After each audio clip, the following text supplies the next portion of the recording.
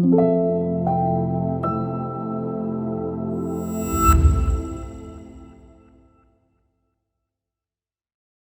morning, everybody. It's Vegereness. It's nice and early. I just finished a early lesson. Got my coffee. Unfortunately, it didn't make it that good today, but it's okay. And it's time for a special Rapid Day. And the reason why is because yesterday, your boy here just played in his first Rapid tournament in, I think, like a year and a half. Has it been that long? Now, I used to be in the super competitive grind in chess, but ever since I became more of like a chess coach and running chess programs for kids and adults and stuff like that, and doing the whole business, I haven't really had that much time to play competitive chess. But ever since I've been doing the Rapid and Blitz series, I've been studying chess, so I've been learning a lot of different openings and kind of changing my play style a little bit to make it a little bit more like know more of everything. So my chess club happened to run a Rapid tournament, 5 rounds, 15 minutes, 10-second increment, 5-round Rapid tournament, and I participated in that yesterday. So if you saw the video earlier from yesterday, I was doing tactics training. Warming up the brain, finding some tactics, stuff like that. So I played 5 games, and spoiler alert, I got 3.5 out of 5, which was really good for me considering the opponents I were playing. I would say like 4 of them were stronger than me, and B, I played openings that I kind of prepped for, but I didn't have that much battle experience with. So what do you mean by battle experience? Well, I didn't have that many reps of playing these openings against, like, just in general. Which means if you don't really play an opening too much, you're gonna might not see things that there might be some lines that you've never seen before and you don't know how to play against them. So you kind of have to like think of it on the fly, which is dangerous in Rapid if you don't have that much time. So there was 5 games. Unfortunately, so I have some good news and I have some bad news. The bad news is I couldn't record any of the games. And the one game I really wanted to show was actually my only loss, which was against a 2300. And I can't recall the whole game. I've tried so hard. I'm going to message him on WhatsApp later and see if he can. I think he can actually tell me the whole game. He's that good. He can memorize it. And then once he has that game, then I'll do another video and just talk about the loss, because that loss was very important. Because I lost game 1, which was a shame. Again, I'm playing against the 2300. I know him very well. I was hoping he played one of the lines I had prepped for. So it was an Italian game. I was black, but he did like the whole G5. Fried liver, like advanced level style that I've not really was accustomed to because I don't play E5 ever. So first of all, this tournament was really important for me because I played, out of the 5 games I played, 3 of the openings I've never played before. I've never competitively played, but it was something I prepped a little bit. But 2 of the 3 games actually were surprise lines I didn't even know about, and I had to like win it on the fly. And one of those was a loss, which was against the 2300, and the other was against the 2000 player, which I'll tell you about how that game went. So the first game I played, lost against him. I'll find that game. And then the second I played was... now he is rated like 1786, but he's actually much stronger than that. He's severely underrated. And I was playing with the white pieces. I played a Carol-Can, which is E4, C6, but I didn't play D4. I played D3. So I had this very prepped anti kind of Caroline, where I made it more a close position, and I made it harder for Carol-Can players to actually like build up an attack on me. So that one was pretty prepped. I've had that prepped for a while. I played like 16 moves in, fully prepped, and he was down to like 4 minutes, and I had like 16 minutes on my clock. It was insane. Either way, he actually defended really well, so it was equal for the longest time. Unfortunately, he was down to like maybe a minute and 30 seconds. I had like 8 minutes on him, and I had like all this pressure, and he cracked under pressure, lost the rook knight exchange, so I won that game. And then game 3 was against the 2057, another really good friend of mine. So these are all good friends from the chess club. And he played. So I played. He played Italian, and he played another G5 fried liver attack, but instead of so we went. It was like E4, E5, knight F3, knight C6, bishop C4, knight F6, G5, D5, pawn takes, knight A6, and then he played D3. And as someone who's never played E5 before competitively, I'm like, what is this? What am I dealing with? I have no idea how to play this. Now, the best move here is H6. I had no idea how to play this. So I played this move, which basically I gave him a pawn, an extra pawn for most of the game. Anywho, I don't have this game memorized, so do I? No, I don't. Unfortunately I don't. So I was able to hold a draw. So I was very fortunate. I actually, you know what? I really wish I could recall this game, because I played some really brilliant position moves just to like equalize it. Like, I was very proud of how I played it. Like, my understanding of chess at that time was like, I messed up the openings. I didn't understand what to do there, but the middle game, I was definitely thriving. So we got the draw. So we go into the 4th round at 1.5 out of 3, which is okay. And I play against an underrated 1696 player, much stronger, because he was beating like 1800s in the tournament. And we played a Scandinavian center counter. So I was white, he was black. And it was a pretty crazy game, and I accidentally dropped a pawn because I meant to capture this pawn with my bishop, but for some odd reason I just took the knight, and I think it was like mental fatigue, and I just took with the wrong piece, and all of a sudden I was down a pawn, and he had like everything in the center. Like, he had 2 knights in the center, extra pawn. It looked very scary, but at the end of the day, he was still like a 1800, and I'm not bad myself. Like, I'm definitely still underrated for what my range shows. So I knew in the back of my mind, I'm like, he still has to prove he can win. Well, it turns out he couldn't prove it, because he was at 9 minutes on his clock. I was down to a minute and 40 seconds, and then I think I blitzed my next 16 moves. That game was crazy, and then I came back and I won. So that was crazy. I had a lot of momentum, and I was going to game 5. And I was playing a good friend of mine, and I was playing with black, and he's officially rated 1836, but his FIDE is over. I think his last recorded FIDE rating was like 2056, and his peak was like 2200 or 2300. I think it was 22 or 23. So obviously I'm like, oh god, this is like, one of the strongest players in the tournament. He's doing really well. He's at 3 out of 4, so I'm at 2.5 out of 4. So we're basically fighting for second place, and then the first guy that I lost to, he's like perfect. So he's just blowing everyone out of the water. And we get into this game. Now, this is the game I can show, because my brain has it memorized, so I'm glad. And I'm very proud of myself. Obviously, I'm not.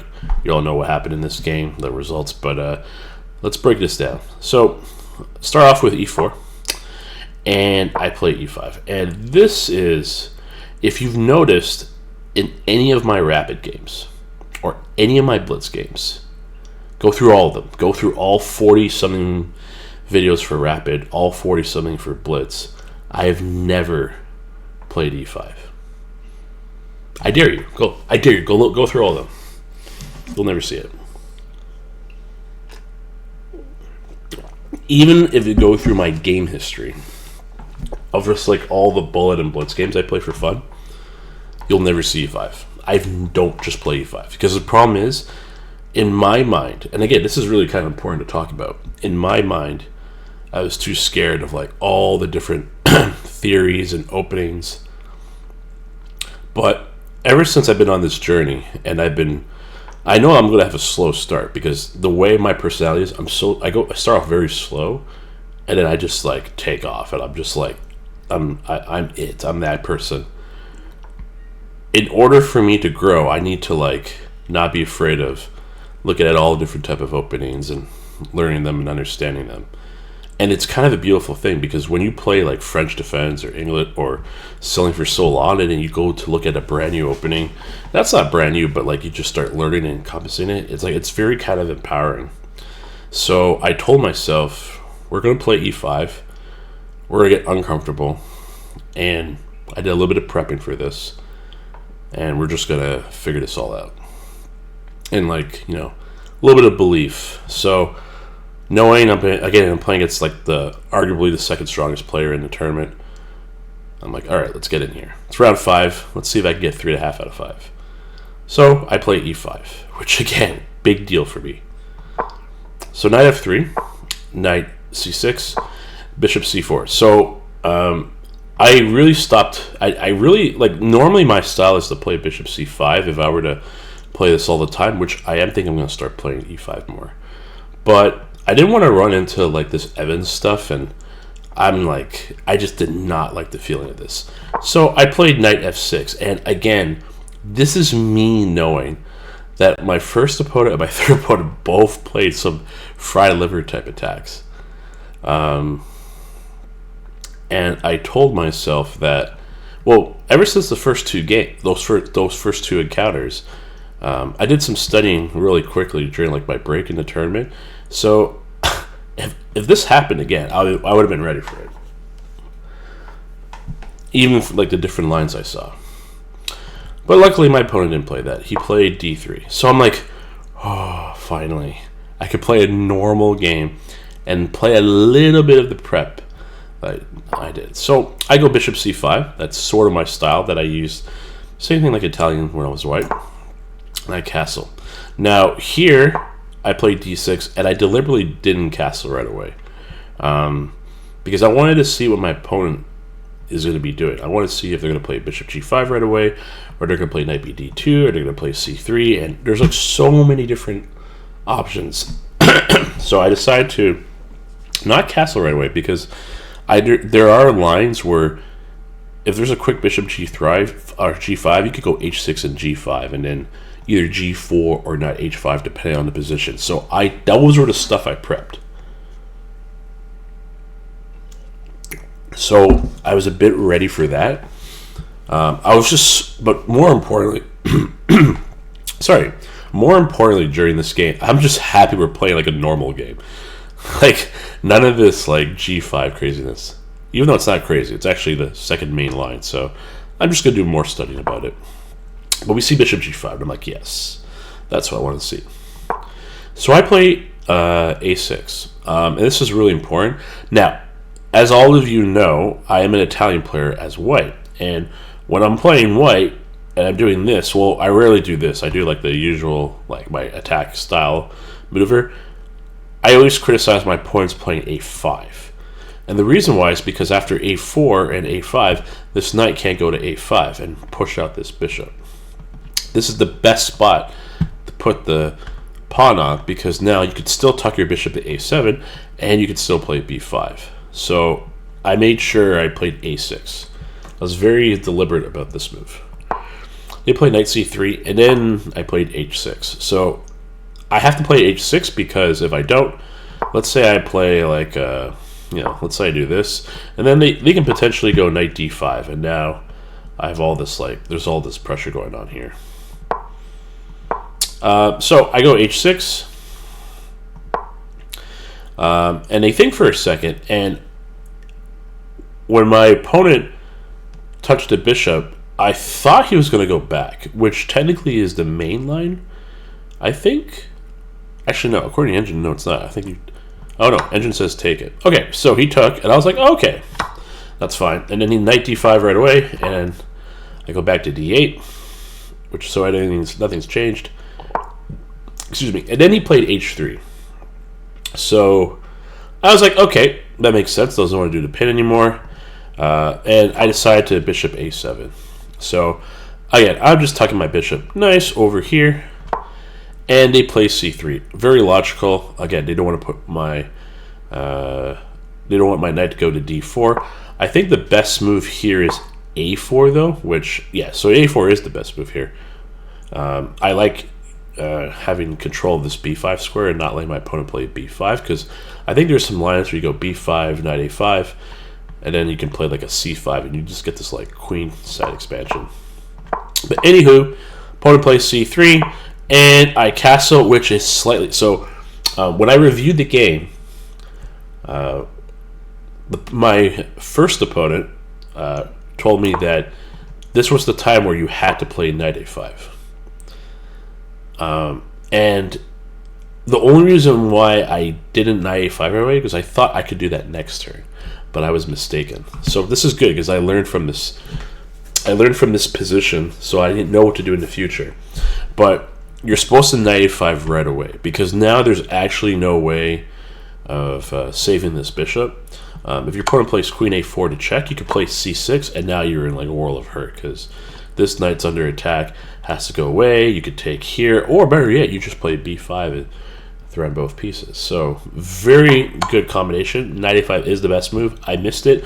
I only missed it because I missed I missed my opponent's next move right after. So after I castled, he plays b4. Now this is arguably, objectively, not the best move, but at this time I was like, oh darn, I can't play knight a5 anymore, chase this bishop. So I was kind of like, oh, that's kind of scary. But I also remembered too that I could see d4 coming, and I didn't know how to address d4 at this time. So I played a really weird move. I played knight e7, which actually is the best move. Okay, so I was thinking really good in this game. This game I'm very proud of. So I played knight e7 because I want to put into question this knight. And also, it now allows me to play bishop e6 in the future, which I was trying to get that in. So, wow, knight e7 is the best move. I haven't reviewed this with an engine yet, so I know the reviews I did with friends after the game to see what I could have improved, but I haven't done like the real specific engine reviews. Now, if you play tournament chess, you must review your games, but it is better to review it with someone that's stronger than you than do it with an engine, because at least the person who reviews it with you can explain why you're supposed to do this. And most players don't have the ability to like look at an engine and truly understand why. They just understand how it got there, but not the why part. So again, very important from a growth perspective. So I played knight. Oh, sorry. Oh, did I play bishop e6 first? Oh, that made more sense. Okay, my bad. Forget everything I just said the last 10 seconds. So apparently, knight e7 is better. Okay, I missed the order then. I played bishop e6, but this is actually better. Oh, because I can transfer to g6 right away if they play d4. Oh, that makes more sense. See, my memory's not perfect. I miss because I knew I played this after, but I guess I played this, then I did this. Okay. So, remembering, I can't play bishop e6 right away. Even though it looks so natural. Like, it's good, but it's not the best. So, my opponent played knight e3, which I didn't like this move. I knew there was something a little bit off about it, but here's the thing. Like, the engine's saying right now, take this. But, in my mind, I'm like, this bishop is so good. I'd rather just keep it aimed at the king. And now that I'm looking at this, like, objectively speaking, they say go take it. So I decided to play knight e7 because I was hoping to get a trade, have a pawn here, defend it temporarily, and then maybe do my own push, but more importantly, activate my rook. And I really wanted this rook activated because I was aiming at the knight on f3 potentially. I'm like, oh, maybe I could do some sacks later. Because there's some, I have some ideas. In this game, while I was playing a little bit positional and definitely not the best positional moves, my tactics awareness was like on overdrive. But I wanted to get this rook open. So my opponent took, which is the best move.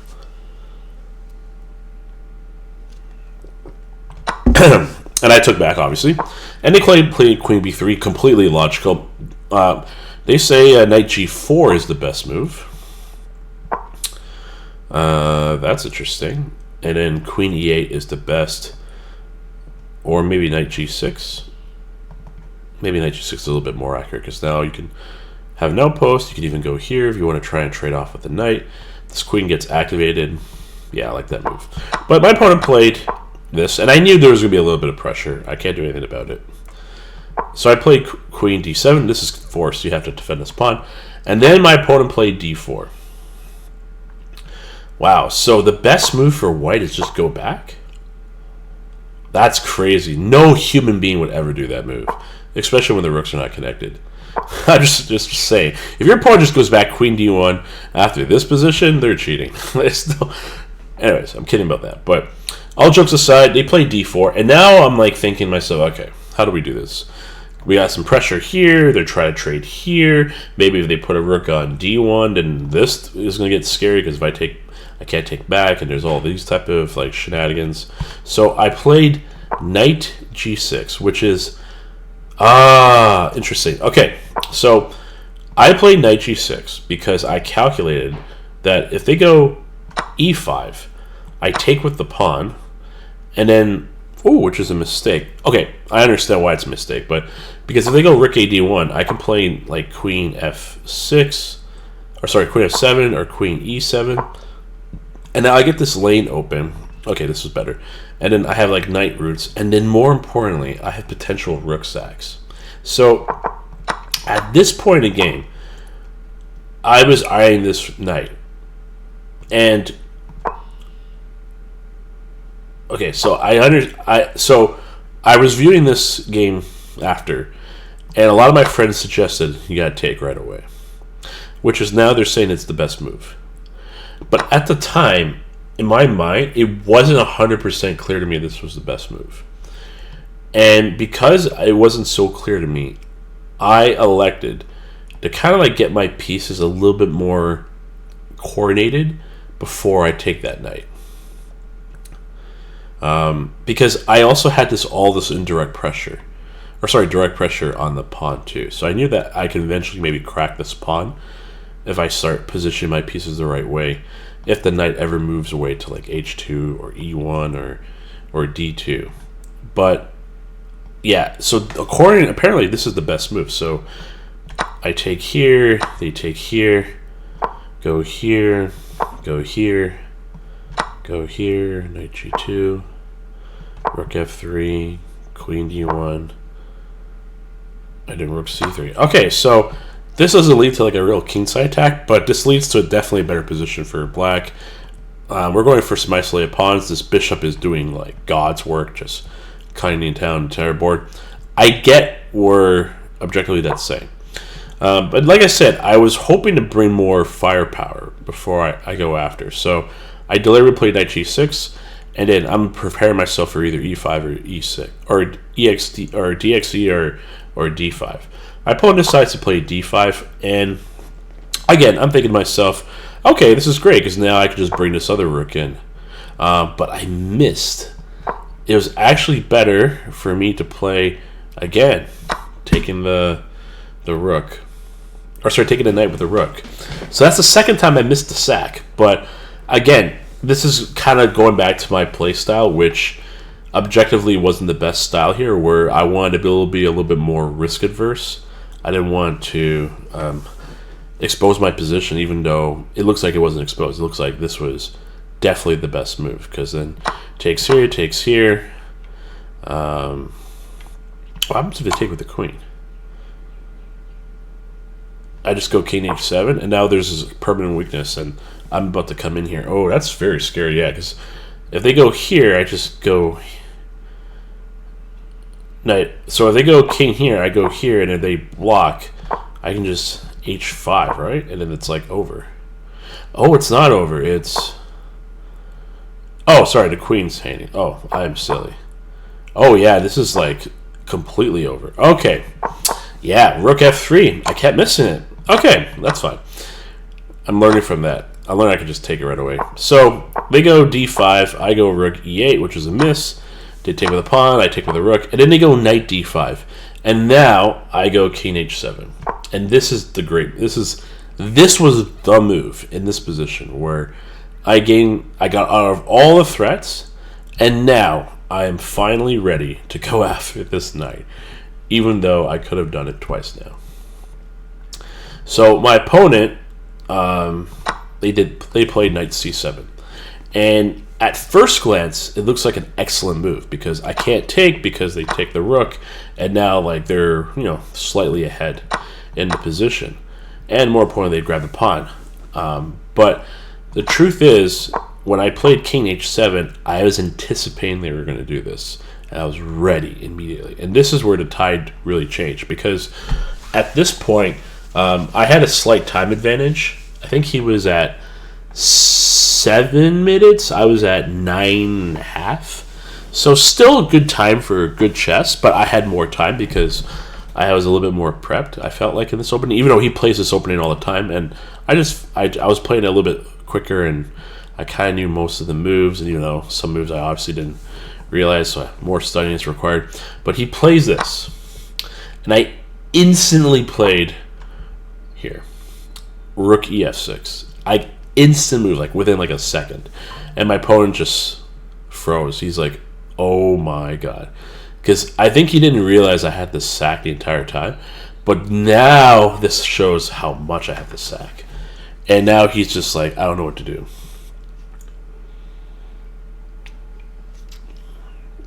And it's fair because the evaluation is minus 4.5 for now for black right now. If this knight goes like here, we can breach through on f2, which this is actually the best move. So, but now here's the problem. You just dropped the knight, and now we still have all this pressure. But we can even ignore the knight. I think we can even just take here, because they take back, we take here, they go here, and now we take the knight. And then this is like completely winning. So they just completely, they just missed this idea, which, like, in theory, it's a very simple idea to break on f3, but on the battlefield, your vision could be like, looking at this and just missing like this part right here of what's happening. So that's the thing about chess, is that, and I tell my students this all the time. After your opponent makes a move, there's two things you do before you do anything. You look at what their move was and try and figure out to the best of your ability what they're trying to do, and then you look at the entire board and see what's changed. Because in this beautiful game, when one move happens on the board, it could be a pawn move, it could be a knight move, etc., the whole landscape of the chessboard could change. So we have to review the whole board to make sure that we're getting in new information and making sure nothing's changed, or we know something has changed and now we can look at it correctly. So the board has changed considerably just by even having the rook move here. So my opponent did knight takes e5. Again, this is a very desperate attempt to try and like thwart what I'm trying to do. I'm going to take the knight, of course, with my own knight, and he goes knight d5. And then I play rook g6, which is the best move. And now everything is coordinated. Like, look at this. Like, I have the rooks attacking on g2. I have the knight going on f3 to do some type of discovery attacks. I got the rook targeted on f2. I got the bishop targeting on f2 from a7. And then I got the queen coming in at h3. All my pieces. For the first time in this tournament, I had every single piece activated, coordinated, and programmed to do one thing, and it was go after that king. So at this point, he's down to like a minute and 40 seconds. I'm at 8 minutes. And I just know that it's just a matter of time, because I knew this position was winning now. It's just a matter of how I'm going to do it. Obviously, I'm up a piece, so I'm very comfortable, but, things happen. People blunder all the time. I've watched some really bad blunders early in this tournament from others. So I was like, okay, let's just, bring this home, play this confidently. So he plays king h1, and then I play rook f3. I actually play this in the tournament. And the idea is very simple. Can't take, because I got checkmate. If they try to like g3 it, I can still go here. King goes to g1, and then we break through here. Boom. Oh yeah, it's all pin. Oh my god. So another thing, the reason why I like this opening a lot is this bishop, man, on a7. Yes, I know I'm supposed to trade it on the knight on e3 that one time, and I gotta learn when to do it, when not to do it. But boy, this bishop does so much work. I love this bishop. Again, it kind of reminds me of like the Italian game, like white bishop on b3. But I really like this bishop. It's just, it's very nice to have this bishop doing a lot of work. So I go rook f3, and it looks very pretty on the board. And he plays c4, which is I think it is the best move. Okay, it's the second best move. So the best move is knight f4, which is still, everything's losing. So I just take back, and then I go knight d3. Again, going for the simple win. He goes f4. I check on f2, and then my opponent goes rook h2. Now, I'm going to pause, and I'll let you figure out how do I win this. All right, pause is good. So yeah, in case you didn't see this, it's actually rook g2 sack. And if my opponent takes the rook, I go queen takes h3, and it's checkmate. They can't go here, can't go here, can't go here, can't go here, can't take. And that's that. So I played rook x g2. I did spend 30, like I saw the mate immediately, but I spent 30 seconds double checking because again, tensions are high. It's round 5. There's like 15, 20 people watching my game. I'm playing at the top board, and I wanted to make sure I got the checkmate right. So I played rook g2, and my opponent resigned, and I won the game.